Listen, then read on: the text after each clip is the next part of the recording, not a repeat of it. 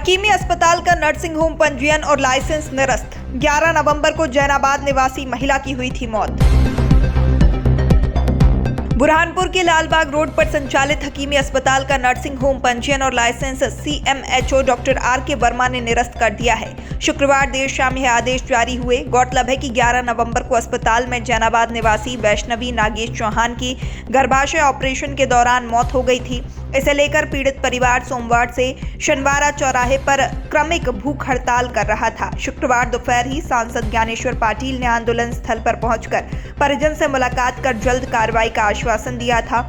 शाम में CMHO की ओर से पत्र जारी कर लाइसेंस निरस्त कर दिया गया है।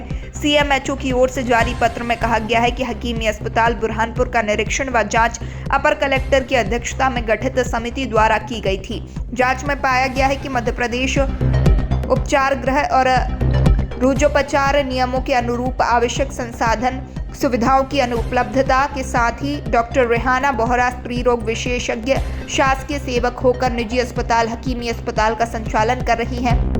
अस्पताल में जाकर ऑपरेशन कर रही हैं।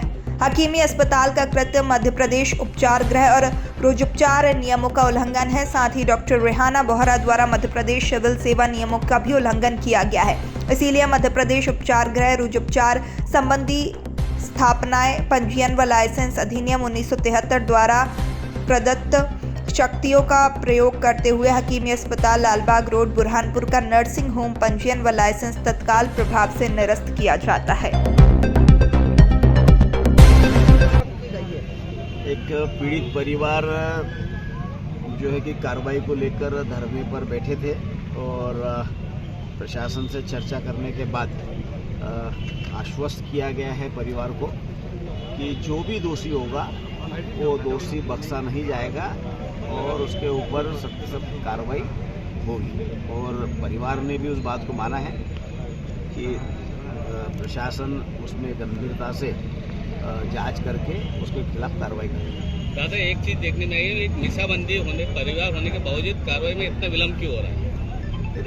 देखिए ऐसा है कि प्रशासन का अपना एक मापदंड होता है। प्रशासन बगैर सोचे समझे तत्काल में जल्दबाजी में कोई कार्रवाई करना वो भी उचित नहीं है और पूरी जांच पड़ताल करने के बाद में कार्रवाई करना ही उचित रहता है और उस दिशा में प्रशासन काम कर रहा है। प्रशासन ने उसकी जांच करवा ली है और प्रशासन ने इस बात को भी आश्वस्त किया है कि हम बिल्कुल जो दोषी है उसके खिलाफ सख्त कार्रवाई करेंगे। हमारी मांग थी और विगत दिनों हमें जितने भी संगठनों ने समर्थन दिया, MIM, हिंदू जागरण मंच, भीम सेना, भीम आर्मी, महिला कांग्रेस, ग्रामीण कांग्रेस और जितने भी राजनीतिक लोग थे, व्यक्ति थे, समाज के संगठन थे, सभी का मैं धन्यवाद देता हूँ। यह मेरी अकेले की लड़ाई नहीं थी। जिस प्रकार से दुराचारियों द्वारा जिस प्रकार से काम किया जा रहा था उनके विरोध में यह आवाज़ थी और ये भूख हड़ताल भी उसी विरोध में थी क्योंकि मैं अकेला पीड़ित नहीं हूँ, बहुत सारे लोग पीड़ित हैं। आप देखेंगे कि यहाँ 3 परिवार हैं जो विगत प्रेस वार्ता में भी आपके समक्ष उपस्थित हुए थे। वैसे ही कई पीड़ित परिवार हैं लेकिन हर कोई सामने नहीं आ पाता।